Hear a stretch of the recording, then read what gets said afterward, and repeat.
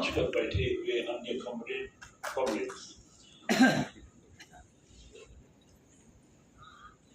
भारत के शोषित वर्गों के महान नेता कॉमरेड ए.वी. वर्धन के जन्म शतवार्षिकी पर आपने मुझे बुलाया है, इसलिए मैं आभारी हूँ।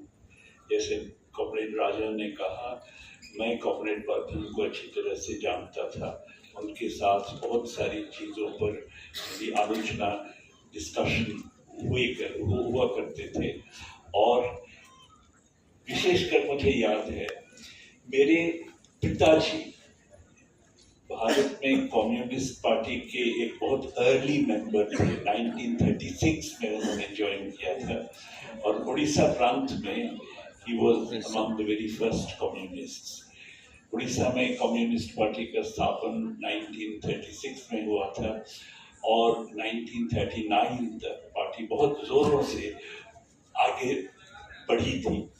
तो वर्धन साहब के साथ, कॉमरेड वर्धन के साथ इसके बारे में मेरे बहुत सारे डिस्कशंस हुआ करते थे और उन्होंने कहा, सही कहा कि भारत में, उड़ीसा में कम्युनिस्ट पार्टी के जिस ग्रोथ के पीछे वो जो स्टेट पीपल्स मूवमेंट, उड़ीसा में बहुत सारे फ्यूडल एरियाज थे जहां महाराजास थे और उनके खिलाफ प्रजा मूवमेंट बड़े जोरों से आगे बढ़ी थी और उसमें कम्युनिस्ट पार्टी का बहुत बड़ा रोल था।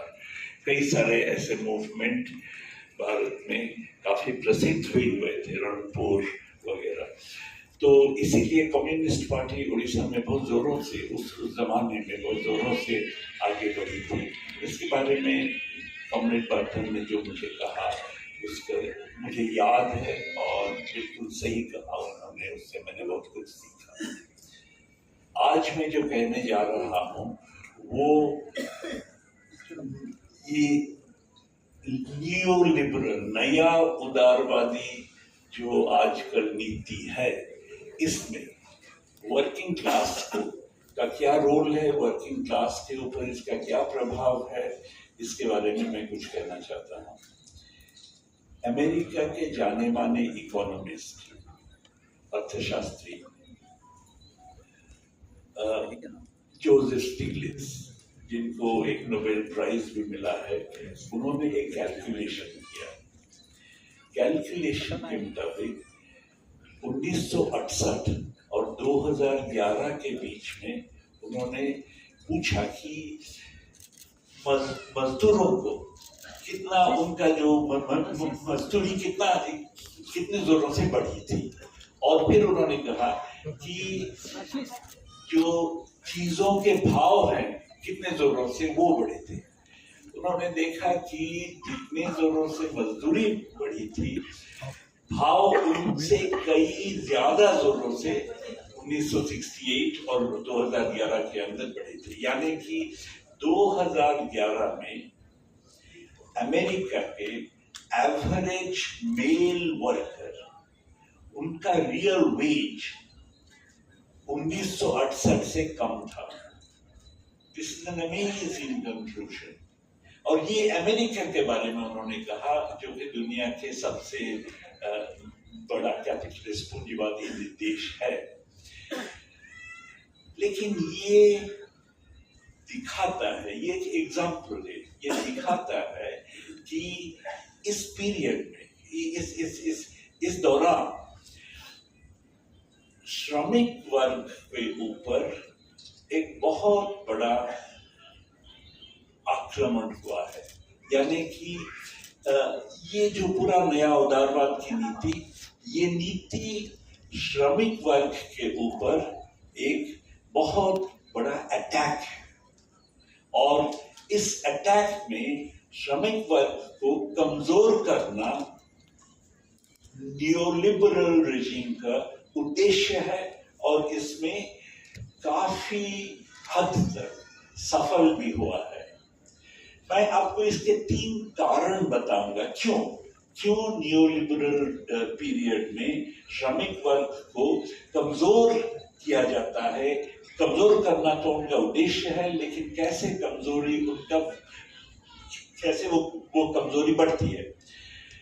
3 कारण इसके मैं सोचता हूँ बहुत जरूरी है। पहला कारण तो ये है कि नया उदारवाद का मतलब है कि पूंजी सारी पृथ्वी में घूम सकती है आराम से, जब जब चाहे। यानी कि अगर अमेरिका में कोई फैक्ट्री बिठाना चाहता है बिठा सकता है, लेकिन अगर कोई सोचेगा कि नहीं नहीं यहाँ के वेजेस ज्यादा हैं तो मैं फैक्ट्री इंडोनेशिया में बिठाऊंगा और बांग्लादेश में बिठाऊंगा, तो वो बांग्लादेश में बिठा सकता है। यानी कि जो पहले जो रेस्ट्रिक्शंस थे पूंजी के सारे पृथ्वी में मूव करने के ऊपर, जो रेस्ट्रिक्शंस थे वो रेस्ट्रिक्शंस हटा दिए जाते हैं। ये नया उदारवाद का एक मेन कैरेक्टरिस्टिक है। सिर्फ पूंजी नहीं है, वित्तीय पूंजी के ऊपर, फाइनेंस के ऊपर। फाइनेंस आज यहाँ है, एक टेलीफोन कॉल हुआ तो करोड़ों रुपए इंडिया से चले जाएंगे और किसी देश में। जब ये होता है तो यानी कि पूंजी इंटरनेशनल हो जाता है, पूंजी becomes globalized, capital becomes globalized, capital becomes international। लेकिन वर्कर्स ऑर्गेनाइजेशंस तो नेशनल लेवल पर है। We don't have international trade unions going on international strikes, going on strikes across the globe. We have Indian trade unions, we have Pakistani trade unions, we have American trade unions, British trade unions. तो यानी कि workers organisation national level पर है, लेकिन capital का जो move करना, capital का जो एरिया ऑफ ऑपरेशन है वो तो इंटरनेशनल है। जब ये होता है तो वर्कर्स नेचुरली आर वीकेंड, उनकी कमजोरी होती है कि वो स्ट्राइक नहीं कर सकते। अमेरिका में trade unions can not go on strike demanding higher wages, क्योंकि अगर वो करे तो अमेरिकन कैपिटल पूंजी और कहीं बिठाएगी। American capital would shift, relocate to some other location. दूसरा, इसीलिए आपने देखा होगा कि पहले जैसे अमेरिकन, ब्रिटिश, फ्रेंच वेजेस बढ़ते जाते थे, हमारे यहाँ बढ़ते नहीं थे। यानी कि वो डिफरेंस बढ़ता जाता था, आजकल वो नहीं है। हमारे यहाँ अगर वेजेस लो हैं तो उसका प्रभाव अमेरिकन वेजेस पर भी पड़ता है। दूसरा कारण, जो मजदूर वर्ग की कमजोरी इस पीरियड के दौरान बढ़ी है, दूसरा कारण यह है कि आप जब देखते हैं लेबर रिजर्व, मार्क्स ने कहा था कि एक रिजर्व आर्मी ऑफ लेबर होता है, अनएम्प्लॉयड पर्संस, और अगर लेबर रिजर्व ज्यादा है तो ट्रेड यूनियन का स्ट्रेंथ कम हो जाता है। इस जमाने में लेबर रिजर्व ज्यादा हुए हैं, लेबर रिजर्व बढ़े हैं। क्यों बढ़े हैं? कई देश, थर्ड वर्ल्ड, मैं एक बार गया था स्पेन में, मैं कुछ ट्रेड यूनियंस के साथ बात कर रहा था, गिविंग ए टॉक, तो वो कह रहे थे कि हमारे यहाँ बड़ी बेरोजगारी बढ़ी है क्योंकि पूंजी यहाँ से वो थर्ड वर्ल्ड की तरफ चली जाती है, ग्लोबल साउथ की तरफ चली जाती है। तो मैंने कहा हमारे यहाँ भी बेरोजगारी बढ़ी है, and those comrades were very surprised. They thought कि हम उनके यहाँ बेरोजगारी बढ़ी है तो हमारे यहाँ बेरोजगारी को कम होना चाहिए, लेकिन सचमुच ये है कि बेरोजगारी यहाँ भी बढ़ी है। और उन्होंने कहा क्यों? कारण ये है कि दो इसके कारण है। पहला कारण तो ये है कि मैंने जैसे कहा कि वित्तीय पूंजी भी अभी ग्लोबलाइज्ड है, अभी इंटरनेशनल है। एक टेलीफोन कॉल 2 मिनट में करोड़ों रुपए इंडिया से और कहीं चली जा सकती है, और अगर वो जाएंगे तो हमारे यहाँ एक्सचेंज रेट गिर जाएगा और हमारे यहाँ फाइनेंशियल क्राइसिस हो जाएगा, हमारे यहाँ इन्फ्लेशन बढ़ जाएगा, हमारे यहाँ इकोनॉमी टिक नहीं पाएगा। तो इसीलिए जब हमारा सरकार है, सरकार तो नेशन स्टेट का एग्जीक्यूटिव है, यानी कि we are in a world where there are nation states but international finance. तो फाइनेंस इज ग्लोबलाइज्ड, लेकिन स्टेट तो नेशन स्टेट है। तो जब ऐसा सिचुएशन होता है तो नेशन स्टेट चाहे इसकी इच्छा हो या ना हो, नेशन स्टेट जो वित्तीय पूंजी चाहता है वही करने के लिए मजबूर हो जाता है। इसको न्यूज़पेपर्स वगैरह में पोलाइट सर्कल्स में कहते हैं retaining the confidence of the investors.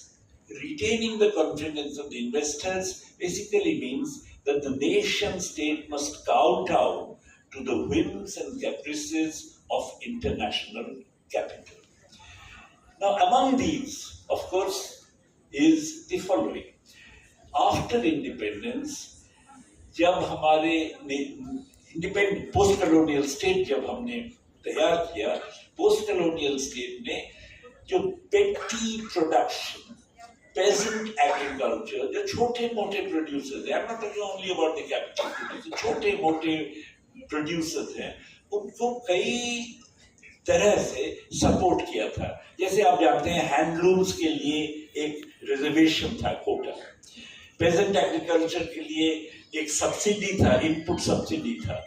एक प्राइस सपोर्ट सिस्टम था, जैसे कि अगर कोई रबर प्राइस कम हो जाता है, अगर कोई कॉटन प्राइस कम हो जाता है, अगर किसी भी कैश क्रॉप का प्राइस कम हो जाता है, तो पहली बात तो यह है कि दुनिया में जो कम हो जाता है उसका इफेक्ट हमारे देश में न पड़े, इसीलिए टैरिफ प्रोटेक्शन सिस्टम था, क्वांटिटेटिव रेस्ट्रिक्शन था कि हम सस्ते में यहाँ नहीं लाएंगे, हम हमारे पेजेंट्स को प्रोटेक्ट करेंगे, जो मूल्य उनको मिलता है उसको हम प्रोटेक्ट करेंगे। और दूसरा यह है कि सरकार ने इरिगेशन में इन्वेस्ट किया, सरकार ने रिसर्च में इन्वेस्ट किया, सरकार ने रिसर्च के जो रिजल्ट्स हैं उनको पेजेंट्स में फैलाने के लिए एक बहुत बड़ा एक्सटेंशन नेटवर्क शुरू किया। ये all these were ways of supporting petty production, supporting peasant agriculture.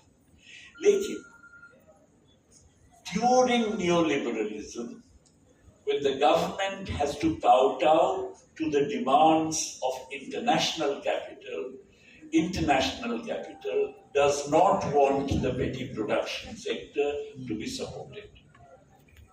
एक पुराने जमाने में, एक नेहरूवियन पीरियड में एक मेन कैरेक्टरिस्टिक था कि multinational agri business, even domestic monopolies were not directly allowed to approach the peasants.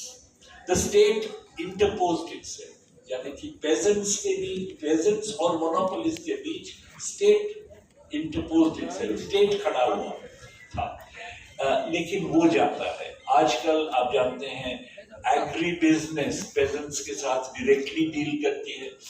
आप जानते हैं कि डोमेस्टिक मोनोपोली हाउसेस पेजेंट्स के साथ डायरेक्टली डील करता है।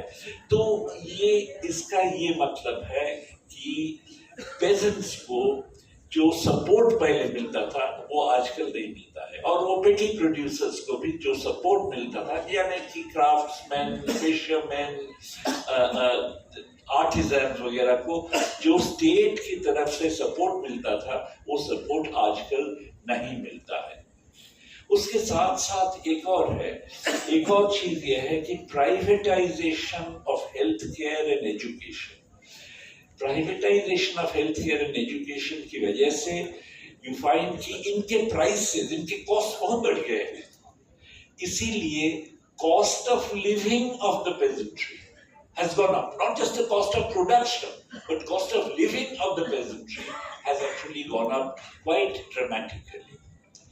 लेकिन correspondingly peasants को जो प्राइस मिलता है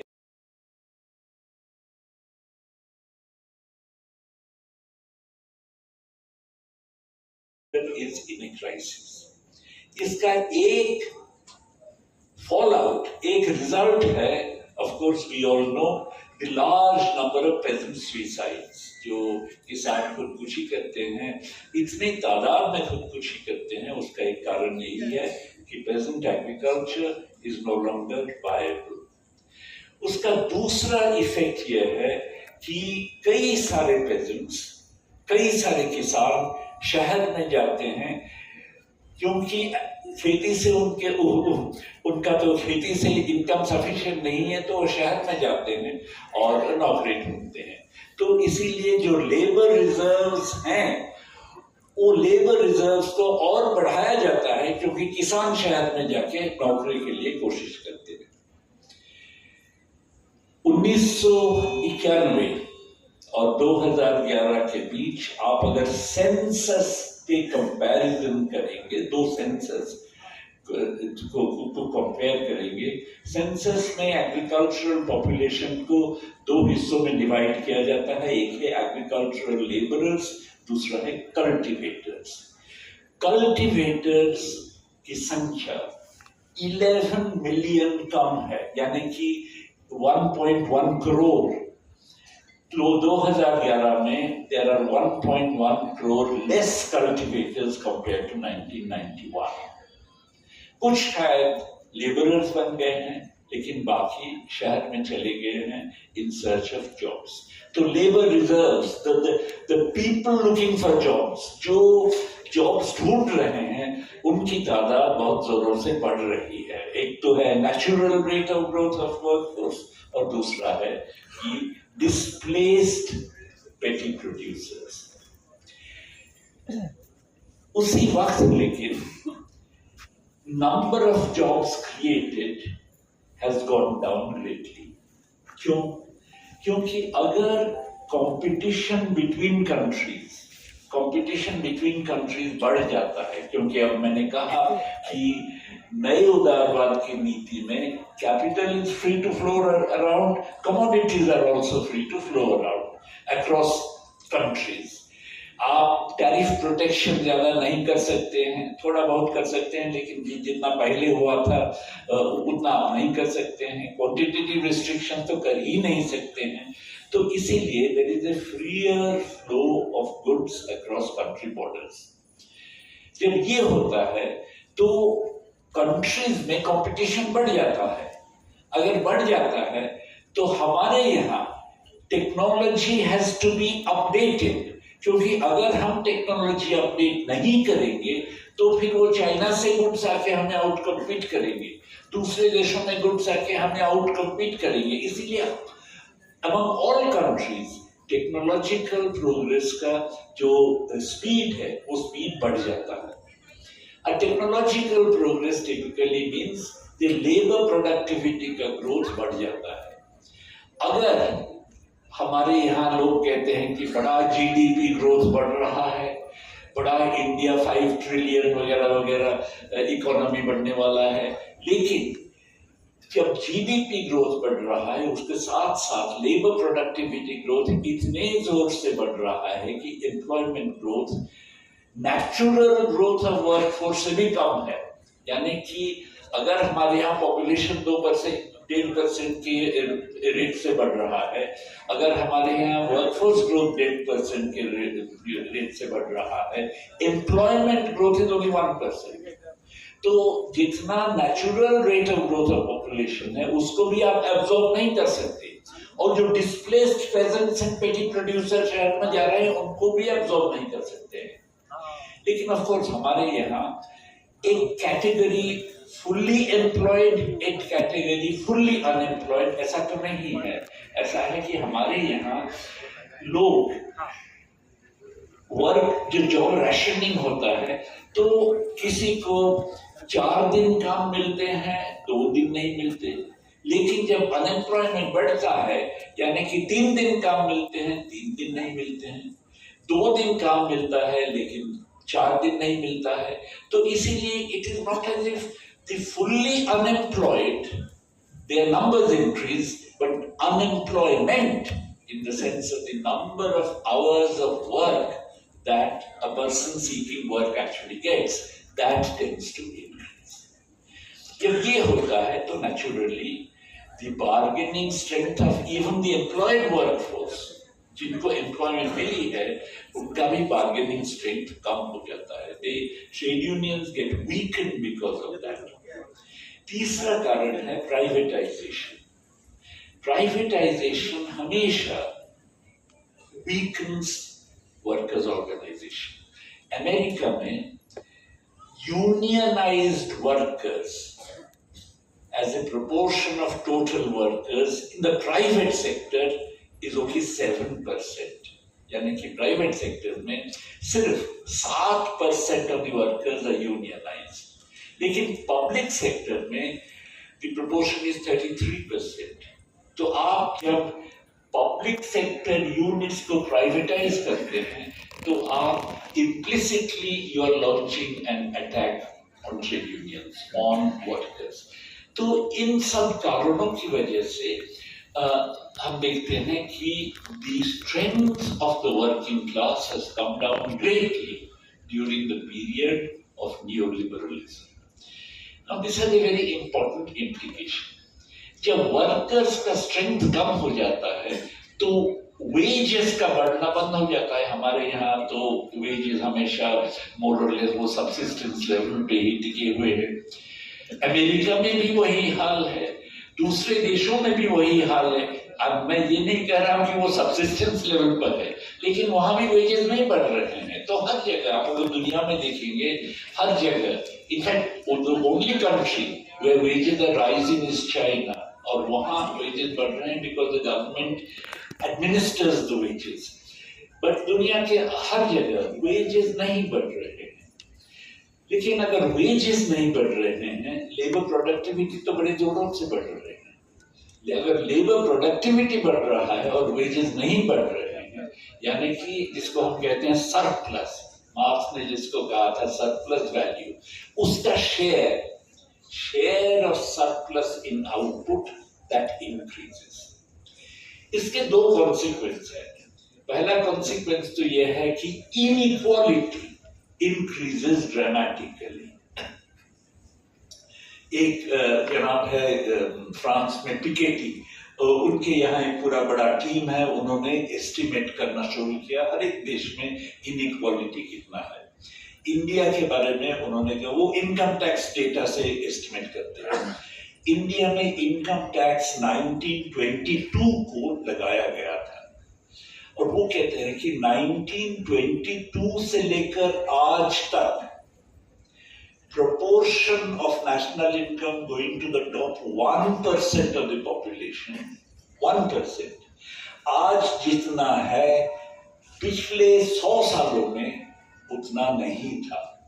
आप जानते हैं इंडिपेंडेंस से पहले हमारे यहाँ राजा महाराजा वगैरह थे. आप सोचेंगे कि बड़ा इनइक्वालिटी होगा, लेकिन अभी जो इनइक्वालिटी है वो उससे भी ज्यादा है. Inequality today is such that top 1% of the population has 22.4% of the total national income, which is higher than at any time in the last 100 years. After independence, सरकार ने कोशिश की थी इनइक्वालिटी को कम करने के लिए, और कम किया भी था. 1982 में top 1% का share, according to Piketty and so on, was about 6% of national income. 1982 में 6%, अभी 22.4%. तो आप देखिए कितने जोरों से इनकम इनइक्वालिटी बढ़ गया है इस देश में. इसका दूसरा कॉन्सिक्वेंस however is that जब सरप्लस का शेयर बढ़ता है तो सरप्लस से, देखिए अगर कोई अमीर आदमी को 1 रुपया दे तो अमीर आदमी 1 रुपया पूरा कंज्यूम नहीं करता है, पूरा उससे जाके चीजें खरीद के अपने कंजम्पशन में नहीं लगाता है. 50 पैसे लगा सकता है, लेकिन 50 पैसे पॉकेट में रखेगा फॉर द फ्यूचर, जिसको इकोनॉमिस्ट कहते हैं सेविंग्स. लेकिन अगर आप 1 रुपया किसी गरीब आदमी को दे, किसी मजदूर को दे, तो वो पूरा 1 रुपया जाके खर्चा करेगा, क्योंकि बेचारा उसका इनकम सफिशिएंट नहीं था. जो उसकी कंजम्पशन डिमांड्स हैं उसको मीट करने के लिए इनकम वाज नॉट सफिशिएंट. तो every such redistribution, every such increase in inequality gives rise to a reduction in consumption demand and therefore a reduction in overall demand. It gives rise to, marks ने कहा था, over production crisis, यानी कि production बढ़ रहा है, demand नहीं बढ़ रहा है. तो जब ऐसा होता है तो प्रोडक्शन को अल्टीमेटली घटाना पड़ता है. तो रिसेशन होता है, अनएम्प्लॉयमेंट होता है, स्टैग्नेशन होता है। आजकल स्टैग्नेशन का हाल इसी वक्त दो एडवांस्ड कंट्रीज ब्रिटेन और जापान, उनको टेक्निकली कहते हैं रिसेशन में है। टेक्निकली एक देश रिसेशन में तब जाता है जब फॉर 2 consecutive quarters उसका जीडीपी एब्सोल्यूट टर्म्स में घट जाता है। So this is happening to 2 advanced countries। आजकल अमेरिका में इवन राइट विंग इकोनॉमिस्ट वो भी कहने लगे हैं कि there is secular stagnation in capitalism.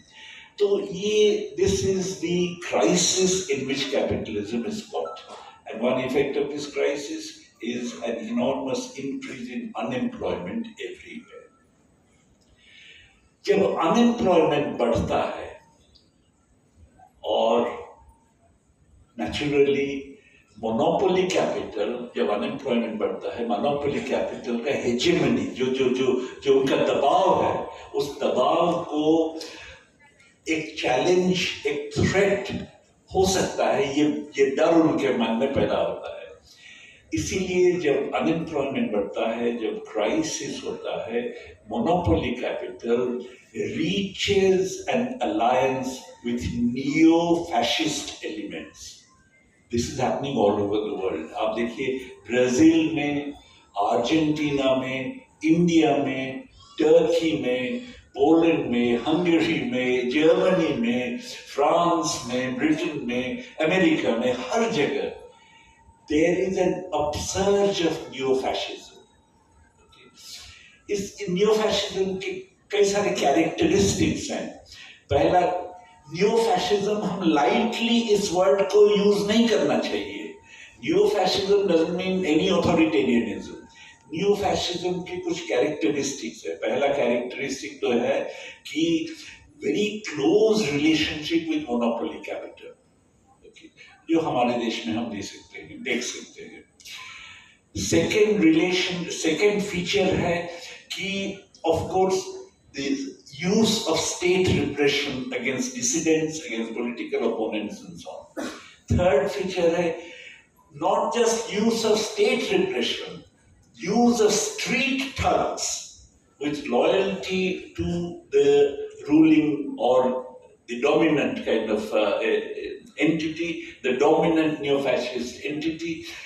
Street thugs are used against opponents. England में अभी आपने देखा होगा, there was a pitched battle between workers, trade union people, and thugs against immigrants and so on, जो कि यूकिप, उनके यहाँ न्यो fascist party को यूकिप कहते हैं। यूकिप के जो सपोर्टर्स हैं उनकी वजह से कई सारे जगह पर इंग्लैंड में एक कॉन्फ्लिक्ट हुआ था, स्ट्रीट लेवल क्लैशेस। चौथा है कि you pick out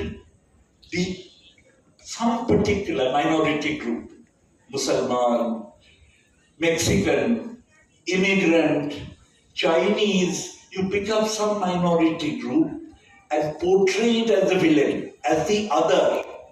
You mobilize the majority around opposition to this other, जो हमारे यहाँ हम जानते हैं। और हर जगह जहाँ भी नियो फैशिज्म उभर रहा है, ये this is very common feature, the adhering of A minority group. पांचवा है the promotion of A personality cult, वो तो हम देख ही रहे हैं। तो ये सब फीचर्स जो कि क्लासिकल फैशिज्म में था 1930s में, फिर से you find new elements, neo-fascist elements coming in, and you find same features are reproduced. कुछ देशों में neo-fascists are in power, क्षमता में आए हुए हैं, कुछ देशों में क्षमता में आए नहीं हैं अभी तक, लेकिन वेट कर रहे हैं। जैसे जर्मनी में Alternative for Germany is a neo-fascist element. It is actually not yet in power, लेकिन लोगों को भय है कि ये कल परसों क्षमता में आ सकता है। फ्रांस में मरीन ले पेन, उसकी party not yet in power, लेकिन लोगों का भय था कि वो क्षमता में आ सकता है। इसीलिए there was a left combination which was quickly formed, but the left combination actually defeated the neo-fascists. So the left combination is not being allowed to form the government by the centrist president Macron. Anyway, तो neo-fascists कहीं कहीं क्षमता में है, कहीं कहीं इंतजार कर रहे हैं कि कब क्षमता में आएंगे। Emergence of neo-fascism is because of the weakening of the working class. जो आपने कमजोर किया, मजदूर वर्ग को कमजोर किया, उसी के वजह से नियो फैशिज्म हर जगह बढ़ रहा है। इसके दो रिलेशनशिप हैं। पहला तो मैंने जैसे कहा कि crisis, income distribution in favour of surplus, उसका इफेक्ट है कि क्राइसिस सारी दुनिया में all over the world is a capitalist crisis, secular stagnation, जिसकी वजह से during any period of crisis, 1930s crisis had produced classical fascism, the current secular stagnation, current capitalist produces neo fascism. जब भी crisis होता है capitalism के अंदर, neo fascism बढ़ता है। But there is a second relationship. Germany में एक बहुत मशहूर फिलोसोफर थे 1930s में, वॉल्टर बेंजामिन ने कहा था कि देखो फैशिज्म तब आता है जबकि he said fascism comes on the backs of a counter revolution. Germany में आपको याद होगा 1918 में एक रेवोल्यूशनरी अटेम्प्ट हुआ था for a proletarian revolution, 1920s में अटेम्प्ट हुए थे फॉर ए प्रोलेटेरियन रेवोल्यूशन, सब defeated हुए। Therefore the working class was weakened, demoralized, और उसी अपॉर्चुनिटी को लेकर फैशिज्म, हिटलर्स फैशिज्म में रेवोल्यूशन। लेकिन अभी वैसे तो रेवोल्यूशनरी अटेम्प्ट्स नहीं हुए हैं, लेकिन जैसे मैंने कहा जो नए उदारवाद की नीति है उसकी वजह से सारी दुनिया में जो मजदूर वर्ग है उसको कमजोर किया गया है। जब मजदूर वर्ग कमजोर होता है तो naturally that is conducive to the growth of fascism, उससे फैशिज्म के आने का संभावना ज्यादा बढ़ जाता है। तो देयर इज एक बहुत बड़ा फर्क है क्लासिकल फैशिज्म, 1930s फैशिज्म और आजकल के नियो फैशिज्म के बीच में बहुत बड़ा फर्क है। वो फर्क ये है, क्लासिकल फैशिज्म उसने इट स्टार्टेड द वॉर, लेकिन जो इकोनॉमिक क्राइसिस था वो क्राइसिस को उसने ओवरकम किया, वो क्राइसिस को उसने हराया। क्यों हराया? क्योंकि जर्मनी ने militarisation, German militarisation, Japanese militarisation, उसकी वजह से सरकार ने बहुत सारा पैसा मिलिट्री एक्सपेंडिचर में खर्चा किया, और ये जो खर्चा किया this was all financed by fiscal deficit. The government ने कोई टैक्स वैक्स नहीं बिठाया, फिस्कल डेफिसिट को बढ़ाया, और फिस्कल डेफिसिट की वजह से इससे सरकारी एक्सपेंडिचर बढ़ गया, and this increase in fact finance military expenditures, because of which Germany and Japan came out of the crisis. Japan दुनिया का पहला कंट्री था जो कि क्राइसिस से बाहर आया, क्राइसिस यानी कि 1930s के ग्रेट डिप्रेशन। अभी लेकिन we have a situation where her country में फिस्कल रिस्पॉन्सिबिलिटी लेजिस्लेशन है। इंडिया में फिस्कल रिस्पॉन्सिबिलिटी लेजिस्लेशन है, यूरोपियन यूनियन में है, अमेरिका में नहीं है, लेकिन हर कंट्री में दुनिया में फिस्कल रिस्पॉन्सिबिलिटी लेजिस्लेशन है। क्यों है? क्योंकि इंटरनेशनल फाइनेंस कैपिटल हर गवर्नमेंट को मजबूर करता है कि भाई आप एक लॉ बनाइए कि आप फिस्कल डेफिसिट 3% से ज्यादा जीडीपी का नहीं बढ़ा सकते हैं। तो ये लेजिस्लेशन हर जगह है। अगर कोई सरकार ये कोशिश करे कि कैसे देश को क्राइसिस से निकाले, कैसे देश को सेक्युलर स्टैग्नेशन से निकाले, तो अगर सरकार 100 रुपए खर्चा करे इसके लिए, लेकिन अगर वो 100 रुपए सरकार टैक्स बिठाकर वर्कर्स और पेजेंट्स के ऊपर टैक्स बिठाकर 100 रुपए जमा करके उसका खर्चा करे, तो वर्कर्स और पेजेंट्स का कंजम्पशन भी तो 100 रुपए कम हो जाएंगे। तो सरकार का एक्सपेंडिचर 100 रुपए बढ़ा, वर्कर्स और पेजेंट्स कंजम्पशन 100 रुपए घटा, तो there is no increase in aggregate demand. Increase तब होता है जब आइदर फिस्कल डेफिसिट से सरकार खर्चा बढ़ाता है और rich people are taxed to enlarge government expenditure, और ये दोनों are unacceptable to globalized capital. International finance capital नहीं चाहता है कि fiscal deficit बढ़े, नहीं चाहता है कि धनियों के ऊपर, धनी लोगों के ऊपर यानी कि अमीर लोगों के ऊपर टैक्स बढ़े, क्योंकि वही तो अमीर हैं। क्यों फिस्कल डेफिसिट नहीं बढ़ना चाहिए? इंटरनेशनल फाइनेंस कैपिटल क्यों कहता है फिस्कल डेफिसिट नहीं बढ़े? ये बहुत एक उम्दा सवाल है, वेरी डिफिकल्ट क्वेश्चन, लेकिन ये हमेशा हुआ है। मेरी राय में ये इसलिए है कि it does not want direct state intervention. अगर स्टेट डायरेक्टली इंटरवीन करे एम्प्लॉयमेंट बढ़ाने के लिए, तो सोशल लेजिटिमेसी ऑफ कैपिटलिज्म घट जाता है, because then people are going to say कि अगर सरकार चाहिए एम्प्लॉयमेंट बढ़ाने के लिए, then why do we need capitalists? तो जो कैपिटलिज्म का सोशल लेजिटिमेसी वो घट जाता है। खैर जो भी हो, क्यों दो तरीकों से सरकार पैसे निकाल कर खर्चा कर सकती है, दोनों तरीके in the current situation are out. क्योंकि we have international finance capital, but nation states, हर नेशन स्टेट को ये मानना पड़ेगा, नहीं तो कैपिटल और कहीं चली जाएगी। मेरे पास वक्त नहीं है, लेकिन मैं आपको एक उदाहरण दूंगा। जोसेफ बाइडेन जो अमेरिका के अभी प्रेसिडेंट हैं, उन्होंने कहा कि भाई एक मिनिमम कॉर्पोरेट टैक्स रेट होना चाहिए। तो उन्होंने सब देशों से कहा कि भाई 25% मिनिमम कॉर्पोरेट टैक्स रेट करो, क्योंकि वो चाहते थे कुछ खर्चा करें। लेकिन फाइनेंस का इतना इफेक्ट है ऑल ओवर द वर्ल्ड कि most countries said no, most countries agreed कि minimum corporate tax rate should be 15% लेकिन ऑलरेडी तो corporate tax rate in most countries is above 15%, तो यानी कि इसका कोई मतलब ही नहीं हुआ। तो because of this, international finance is not going to allow any state intervention. इसका मतलब ये है कि whether you have liberal government or whether you have a neo-fascist government, आपके यहाँ लिबरल सरकार भी हो और न्यू-फैशिस्ट सरकार भी हो, जब तक आप वो न्यू-लिबरलिज्म, नए उदारवाद के बीच में फंसे हुए हैं, you cannot overcome the crisis. If you cannot overcome the crisis, then you cannot also feel happy that I have overcome neo-fascism. जब तक क्राइसिस चलेगा, neo-fascism चलेगा, क्योंकि monopoly capital needs the support of the neo-fascists and their street thugs and the government repressive machinery.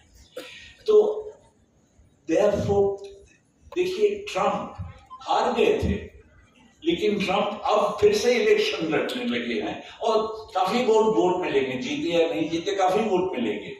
तो ये जो fascist elements अब है, इनको आप ये नहीं कह सकते कि finally they have got defeated. They can get defeated only when we go beyond neoliberalism. Neoliberalism के अंदर क्राइसिस का सॉल्यूशन नहीं है, और जब तक क्राइसिस का सॉल्यूशन नहीं है, न्यू फैशिज्म को आप हटा नहीं सकते हैं। इसीलिए जब तक न्यू लिबरलिज्म है, न्यू फैशिज्म हमारे साथ रहेगा एज ए पावरफुल फोर्स।